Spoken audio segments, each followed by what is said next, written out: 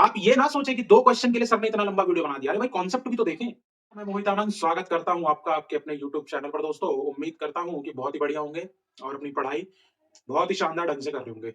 उम्मीद करता हूँ कि हमारे चैनल पर अपलोड हो रही रेगुलर वीडियो को आप रेगुलर बेसिस पे देख के अपनी बोर्ड की प्रिपरेशन को और मजबूत कर रहे होंगे। लास्ट वीडियो जो अपलोड करी थी वो साइंस के कुछ क्वेश्चंस पे था। आज भी मैं क्वेश्चन ही लेके आपके सामने हाजिर हूँ। यहाँ पर आप देख सकते हैं कि मैंने 2 क्वेश्चन लिखे हुए हैं। ये 2 क्वेश्चन थोड़े से आपको देखने में लंबे से भारी भरकम से लग रहे होंगे। बट जैसे ही हम क्वेश्चन को पढ़ना शुरू करेंगे और सॉल्व करना शुरू करेंगे तो आपको पता चलेगा कि दिखने में भारी भरकम चीज जरूरी नहीं कि एक्चुअली में भी भारी भरकम। तो जल्दी से मेरे चैनल से जुड़ जाइए। जो भी लोग नए होंगे चैनल को सब्सक्राइब करके वो जो बेल आइकन आपको दिख रहा होगा उसको दबाना बिल्कुल ना भूलें। वीडियो को अंत तक देखें, लाइक करें, शेयर करें और कोई क्वेरी किसी भी तरह की कोई समस्या हो तो कमेंट करना तो बिल्कुल ना भूलें। पहला जो हमारा क्वेश्चन है, कहता है कि एक ऑब्जेक्ट जिसकी हाइट 5 सेंटीमीटर है उसको रखा गया है प्रिंसिपल एक्सिस पर कॉनकेव मिरर के जिसकी फोकल लेंथ 20 सेंटीमीटर है। यानी ये जो क्वेश्चन है वो लाइट रिफ्लेक्शन एंड रिफ्रैक्शन का क्वेश्चन है। समझ में आ रहा है? तो कुछ चीजें मैं मार्क कर देता हूं कि हाइट ऑफ ऑब्जेक्ट दे रखी है 5 सेंटीमीटर, फोकल लेंथ दे रखी है आपको 20 सेंटीमीटर। फिर कहता है कि if the virtual image is formed, अगर वर्चुअल इमेज बनती है उस मिरर के द्वारा, कौन सा मिरर है? कॉनकेव मिरर, कितने दूरी पर? 10 सेंटीमीटर की दूरी पर। यानी ये इमेज की डिस्टेंस दे रखी है। तो बताइए साइज ऑफ इमेज क्या होगी और मैग्निफिकेशन क्या होगी। पहले मैं लिख लेता हूं कि मुझे क्या क्या दिया गया है। मुझे ओ दिया गया है। ओ को मैं रिप्रेजेंट करता हूं ऑब्जेक्ट की हाइट से, और ऑब्जेक्ट की हाइट हमेशा प्लस की रहती है। दूसरी चीज मुझे फोकल लेंथ दी गई है। मैंने अभी आपको बताया कि कॉनकेव मिरर की फोकल लेंथ नेगेटिव यानी -20 सेंटीमीटर। फिर मुझे इमेज की डिस्टेंस दी गई है। इमेज की डिस्टेंस को v से रिप्रेजेंट करते हैं और इमेज की डिस्टेंस कितनी है? 10। ध्यान ये रखना है कि जब भी कभी वर्चुअल इमेज बनेगी तो इमेज की डिस्टेंस क्या हो जाएगी? हमेशा पॉजिटिव हो जाएगी। इतनी चीज देके उसने हमसे साइज ऑफ इमेज यानी आई पूछ लिया और हमसे मैग्निफिकेशन पूछ लिया। अब आपको पता है कि अगर मैं आपसे मिरर फॉर्मूला पूछूं, मिरर फॉर्मूला, तो मिरर फॉर्मूला है 1/v प्लस 1/u बराबर 1/f। और दूसरा फॉर्मूला है मैग्निफिकेशन का जिसको आवर्धन बोलते हैं। तो मैग्निफिकेशन का फॉर्मूला जो m होता है, m बराबर I/o is equals to -v/u होता है। एक्चुअली में इसके अंदर 3 फॉर्मूले होते हैं। अब मैंने फॉर्मूले पहले ही इसलिए लिख दिए ताकि आप ये देख के समझ पाएं कि अगर आपको मैग्निफिकेशन निकालना है तो I और O चाहिए, जिसमें O दिया है I निकालना है, पहली चीज। दूसरी चीज V और U चाहिए, V दे दिया U निकालना है। यानी बिना मिरर फॉर्मूला लगाए ये क्वेश्चन सॉल्व नहीं होगा। आपको समझ आ रहा है मैं क्या बोलना चाह रहा हूं? तो मिरर फॉर्मूला तो लगाना पड़ेगा। मिरर फॉर्मूला लगाना है तो 1 बटे क्या निकालना है? U। तो इसको मैं शिफ्ट कर देता हूं इधर, तो 1/f माइनस 1/v। अब 1/f तो 1/-20 माइनस माइनस 1/10। एलसीएम लिया तो 20, माइनस का 1 और माइनस का 2, तो ये हो गया -3/20। ये 1/u है, मुझे u चाहिए तो ये हो जाएगा -20/3 सेंटीमीटर। समझ में आ रहा है मैं क्या बोलना चाह रहा हूं? ऑब्जेक्ट की डिस्टेंस माइनस के 20/3 सेंटीमीटर आने वाली है। अब जैसे ही मैंने u निकाल दिया तो मैं इस फॉर्मूले की मदद से कुछ भी निकाल सकता हूं। जैसे मान लो मेरा मैंने m बराबर -v/u निकालना है, तो माइनस v कितना है? 10 अपॉन माइनस का 20/3। तो माइनस से माइनस गया, ये 3 कहां जाएगा? ऊपर। तो m की वैल्यू कितनी हो जाएगी? प्लस का 1.5। कईयों की तो भैंस पानी में चली गई होगी इतनी सी बात पे। भाई ऊपर गया तो 30 और 30/20 क्या होगा? 1.5 होगा। अब मान लो मैग्निफिकेशन पता चल गया प्लस का 1.5, तो इतने से फॉर्मूले में लगाओगे तो आई मिल जाएगा। आई नहीं पता, ओ कितना है? 5। तो आई की वैल्यू कितनी हो जाएगी? प्लस की 7.5 सेंटीमीटर। और ये हमारा है साइज ऑफ इमेज, ये हमारा मैग्निफिकेशन और ये हमारा ऑब्जेक्ट की हाइट। बहुत ही सिंपल तरीके से। देखो एक चीज ध्यान रखना, अगर आप साइन कन्वेंशन भूल गए तो लाइट चैप्टर का न्यूमेरिकल किसी हाल में सही नहीं हो सकता। आपको पता होना चाहिए कि कब किसके साइन में क्या लगने वाला है, और ये मोस्ट इंपॉर्टेंट चीज है while solving the numerical problems of light. ठीक है, आइए आपको दूसरा क्वेश्चन बताता हूं। अब ये क्वेश्चन है कि it is desire to obtain an erect image. समझिए, इरेक्ट इमेज। अब इरेक्ट इमेज है तो कैसा होगा? वर्चुअल होगा। ऐसी तो कनेक्ट होगा पॉइंट। एक ऑब्जेक्ट की इरेक्ट इमेज चाहिए, मिरर कौन सा इस्तेमाल करना है, कॉनकेव, और फोकल लेंथ तो भाई साहब 12 सेंटीमीटर। सबसे पहली चीज जो मैं आपको समझाता हूं वो देखिए कि कॉनकेव मिरर में 6 इमेज केस हैं, यानी 6 ऐसे केसेस हैं जिसमें इमेज बनती है, और इस 6 केस में एक केस में इमेज बनती है वर्चुअल और इरेक्ट, और बनती है मैग्नीफाइड। मैग्नीफाइड अभी बताया। और बचे हुए 5 केसेस में जो इमेज है वो बनती है रियल और इन्वर्टेड, और इमेज कभी तो बनेगी डिमिनिस्ड, हाईली डिमिनिस्ड, और कभी बनेगी मैग्नीफाइड, हाईली मैग्नीफाइड। अब मान लो जिसको ये ध्यान है कि भैया कॉनकेव मिरर में 6 केस पढ़ने हैं, क्वेश्चन पढ़ते ही समझ गया ना कि it is desire to obtain erect image, virtual image चाहिए, यानी ये वाला एक केस लगेगा। समझ में आ रहा है कि नहीं आ रहा है? तो दिमाग वहीं चलना शुरू हो जाएगा। अब मैं आपको बताऊंगा कि वो एक केस क्या है। वो एक केस ये है कि जब ऑब्जेक्ट कहां रखा हुआ है, between pole and principal focus. जब ऑब्जेक्ट पोल और फोकस के बीच रखा हुआ है तो जो केस होता है, इमेज बनता है वर्चुअल इरेक्ट और मैग्नीफाइड। इमेज कहां बनती है, इमेज बनती है बिहाइंड द मिरर। मिरर के पीछे अगर कोई इमेज बनती है तो वो हमेशा वर्चुअल इरेक्ट होगी, सामने बनेगी तो किसी स्क्रीन पर बनेगी, रियल इन्वर्टेड बनेगी। समझ में आ रहा है कि नहीं आ रहा है? भाई यही बात बोल दी गई।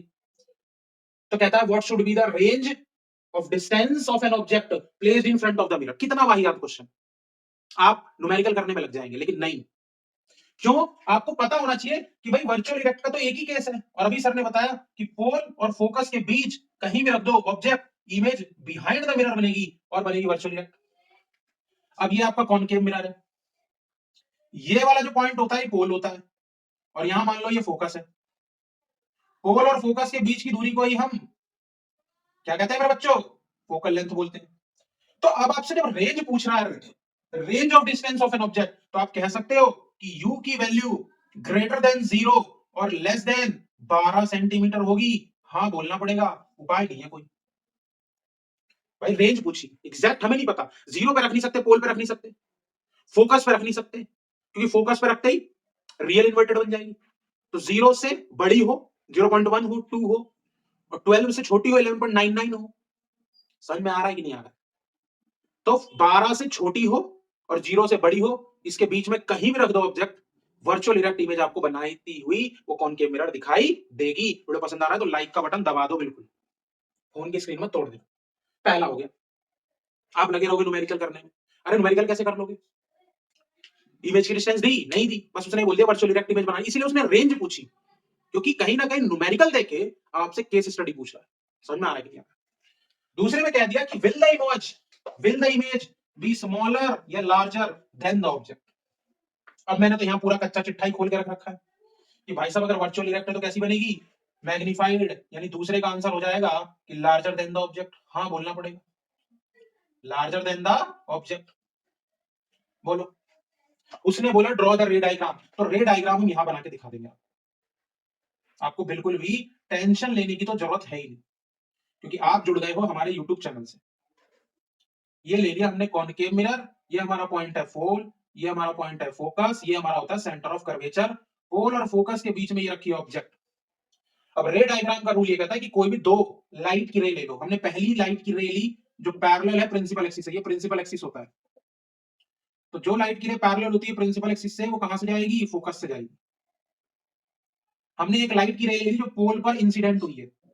अब पोल पे जितने के एंगल से इंसिडेंट होगी उतने के एंगल से क्या हो जाएगी, रिफ्लेक्ट हो जाएगी। एंगल आई बराबर एंगल आर बनाते हुए, रिफ्लेक्शन का दूसरा नियम। ये फ्रंट ऑफ द मिरर कहीं नहीं मिलती, लेकिन ये मिलती हुई दिखाई देती है कहां, ये मिलती हुई दिखाई देती है पीछे। और जहां ये मिल गई दोनों लाइट की रे, तो ये अगर ए और बी आपका क्या है मेरे बच्चों, ऑब्जेक्ट, तो ये ए डैश और बी डैश क्या बन जाएगी, इमेज। आप देख रहे हो ऑब्जेक्ट के साइज से बड़ी इमेज है, और क्योंकि ये मिरर है तो ये वाली साइड कौन सी, वर्चुअल, और प्रिंसिपल एक्सिस के ऊपर बनी तो इरेक्ट। इधर वाली साइड है तो कैसी होती, रियल, और बनती नीचे तो कैसी होती, इन्वर्टेड। समझ आ रहा है कि नहीं आ रहा है भाई? हाँ बोलना तो पड़ेगा, उपाय नहीं है कोई। समझ में आ रहा है कि नहीं आ रहा है? तो इस तरीके से जो बी पार्ट था इसका, कि बड़ी बनी छोटी बनी बताइए, बता दिया। समझ में आ रहा है कि नहीं? और हमसे पूछ लिया कि रे डायग्राम बताओ, तो रे डायग्राम बता दिया। सी पार्ट को अगर मैं आपको बताऊं तो कहता है where will the image of this object, अगर हम उसको रख दें कहां 24 सेंटीमीटर पर, कह रहा रे डायग्राम भी बनाओ। चलो जी, लेकिन उस चीज को बताने से पहले उसका पोस्टमार्टम जरूर कर दूंगा। अब पोस्टमार्टम कैसे होगा, उससे पहले तो बोर्ड साफ करना पड़ेगा, तभी तो पोस्टमार्टम होगा, जगह खाली होगी तभी तो पोस्टमार्टम होगा। अब पोस्टमार्टम किसका, क्वेश्चन का, किसका, क्वेश्चन का। तो ये एक केस मिटा दूं अब, क्योंकि अब इसकी कहानी खत्म है। अब कहानी किसकी चलेगी, इन 5 केसेस की, जो ये कह रहे हैं कि डिमिनिश्ड और मैग्नीफाइड भी बनेगी। लेकिन उससे पहले, क्योंकि मैं 5 केस पूरा डिस्कस करके क्वेश्चन को लंबा करूं, मैं सीधा इस केस पे आऊंगा। फोकल लेंथ 12 सेंटीमीटर, तो रेडियस ऑफ कर्वेचर कितनी होगी, 24 सेंटीमीटर। जिनको नहीं पता उन्हें पता होना चाहिए कि 2f is equals to r होता है। r मतलब रेडियस ऑफ कर्वेचर। समझ में आ रहा है कि नहीं? अब आपको पता होना चाहिए कि ये एक स्फेरिकल मिरर है, तो ये एक प्रिंसिपल एक्सिस खींची जाती है जो बीच के उसके सेंटर ऑफ कर्वेचर से होती हुई जाती है। और मान लो अगर हमने इतना रिफ्लेक्टिंग सरफेस लिया है, तो इसको बैक साइड से पॉलिश कर दिया। इस रिफ्लेक्टिंग सरफेस का जो सेंटर पॉइंट होगा, इसको पोल बोलेंगे। Pole is the centre point of the reflecting surface.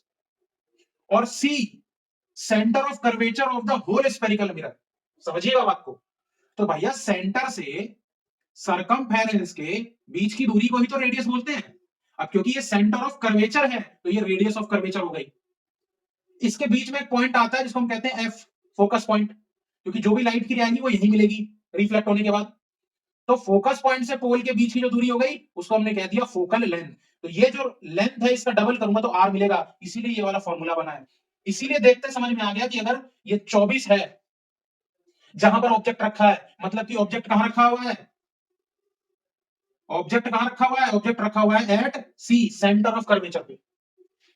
और पूरे के पूरे 8 केस हैं, 6 केस कॉनकेव मिरर के, 2 केस कॉन्वेक्स मिरर के। इन 8 केसेस में इकलौता ऐसा केस है जिसमें जहां ऑब्जेक्ट रख दूं वहीं इमेज बनती है। जितना बड़ा ऑब्जेक्ट उतनी बड़ी इमेज, इकलौता ऐसा केस। जैसे वर्चुअल का एक केस बताया था, वैसे ही ये केस। तो ऑब्जेक्ट अगर सी पर है तो इमेज भी कहां होगी, इमेज भी होगी सी पर। कहां होगी, सी पर होगी। रियल और इन्वर्टेड बनेगी। कैसे बनेगी, रे डायग्राम भी पूछा, आइए रे डायग्राम बताता हूं मैं। यहां देखिए, ये हमारा क्या है, ये हमारा पोल है, ये हमारा फोकस, और ये हमारा centre of curvature. Centre of curvature पे हमने रख दिया। तो जब लाइट की रे पैरेलल जाएगी प्रिंसिपल एक्सिस के, तो कहां से रिफ्लेक्ट होगी, फोकस से जाएगी। और एक रूल ले लिया कि अगर फोकस से जाती है, अगर फोकस से जाती है तो पैरेलल हो जाती है प्रिंसिपल एक्सिस के। ये दोनों जाके कहां मिलेगी, सेंटर ऑफ कर्वेचर पे मिलेगी। तो ये अगर ए और बी जो प्रिंसिपल एक्सिस के ऊपर है, अगर ये मेरा क्या है, ऑब्जेक्ट, तो ये जो बी डैश ए डैश जिसको मैं लेट कर रहा हूं, ये मेरी क्या है, इमेज। जितनी बड़ी ये ऑब्जेक्ट है उतनी ही बड़ी ये इमेज है। यहां पर ऑब्जेक्ट की डिस्टेंस इमेज की डिस्टेंस बराबर, size of object is equals to size of image. समझ में आ रहा है कि नहीं आ रहा है बच्चों? हाँ बोलना पड़ेगा, बहुत ही मेहनत लगती है एक वीडियो बनाने में। बहुत ही बढ़िया तरीके से आपको इन 2 क्वेश्चंस के थ्रू मैंने बहुत सारे कॉन्सेप्ट समझाए हैं। आप ये ना सोचे कि 2 क्वेश्चन के लिए सर ने इतना लंबा वीडियो बना दिया। अरे भाई कॉन्सेप्ट भी तो देखें, समझ में आ रहा है कि नहीं आ रहा है? वरना तो मैं क्वेश्चन छाप दूंगा और निकल जाऊंगा, लेकिन कोई फायदा नहीं है। तो ऐसी मजेदार वीडियो के लिए मेरे चैनल से जुड़ जाइए। किसी पर्सनल टॉपिक पे कोई चाहिए तो कमेंट करिए, कोई क्वेश्चन है तो फोटो खींच के डीएम कर दीजिए इंस्टाग्राम पे, या आप कमेंट में क्वेश्चन लिख सकते हैं, रिप्लाई जरूर करूंगा। अगली वीडियो में मिलूंगा मैथ या साइंस के किसी भी क्वेश्चन के साथ। तब तक के लिए अपना ध्यान रखिए। धन्यवाद, धन्यवाद।